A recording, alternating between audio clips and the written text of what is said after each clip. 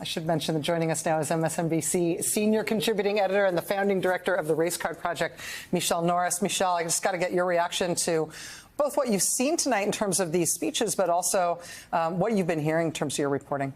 Well, just what you were saying about the workers, you know, when you see Elon Musk with that big blinged out red chainsaw, you know, it's not just that they are firing people, that they're doing it in such an ignominious manner. They're doing it with glee. Yeah. You know, and it is just wrong in the way that they're doing this. I was struck by a couple of things.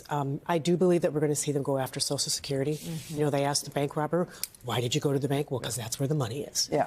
And in order for them to get to these numbers, they're probably going to look at Social Security. And that's an opportunity for the Democrats to message to people. And, you know, is your mom okay? Is your family okay? I spent a good time texting with people who work with farmers, because I decided to focus on one thing. They work with farmers in Minnesota, Illinois, and Iowa, and they were very upset, you know, by this and the tariffs. The farmers are going to get hit very hard in this. They got hit last time in the trade war with China. They barely recovered last time. We're talking about big numbers, hundreds of millions of dollars. Some of the people who are involved in direct-to-consumer farming, organic farming, will probably do okay, but commodity farmers are going to get hit really hard. The USAID program, they grow sorghum, they grow barley, they grow wheat, and those secondary markets are very important to them. And not just through the Food for Peace program, but also just selling, you know, a third of the corn grown in Illinois goes to Mexico. And Mexico will likely look for other sources. They'll look to South America. Pork and soybean go to China. So this is going to have a direct impact. And what I'm hearing from people is a level of disrespect. You know, he said it on Truth Social. He said it tonight. This is going to be great for the farmers. Go out and have fun. First of all, farming is not fun. Have fun. He literally used the phrase, have fun. If you have ever spent any time on a farm, there's great pride in what they do, but it's not fun. And I just want to say one thing about the pride, because that's one of the things that I know in the time that I have personally spent on farms.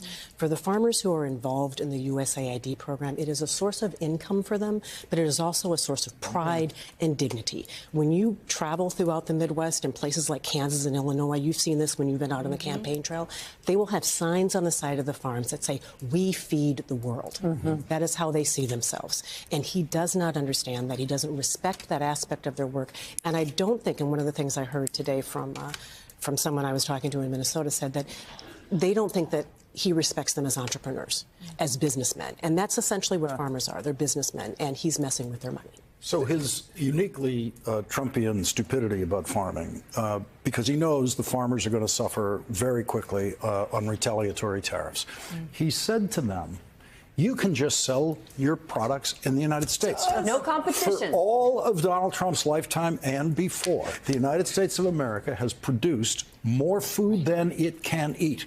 If we eat all day, we cannot eat that food. And the farmer knows, the grain farmers especially, commodity farmers, as you put it, know that they need those foreign markets, which Donald Trump is now cutting off to them. And that buffoon of a president thinks they can just sell it to us. I literally laughed at that line. Tomatoes and avocados. Yes. You know, in Minnesota. Right. Yeah. I laughed at that line because I was like, buddy, do you know how much soy you're talking about? Oh, it's so much soy. He has no idea. There's also, I mean, it's the USAID cuts, it's the tariffs. In between are the programs like the USDA programs that have been cut. These supposedly wasteful government programs and contracts that Elon Musk and his team of interns are cutting.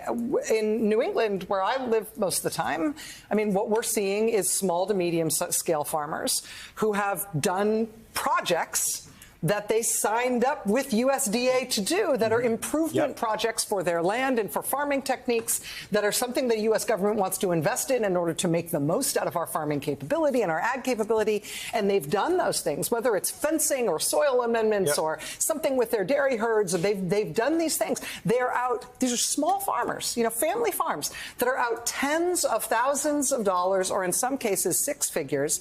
And that money has been cut off. They've spent it. And because they were told they'd be reimbursed, and now they're not. And these places are not going to make it to June. They're not going to make it to a harvest season with the way that this stuff has been done. And there is no fixing it. There isn't undoing these programmatic savings, which they did with their, you know, blinged out Chinese chainsaw, with all the glee and the and all of the insult along with the injury.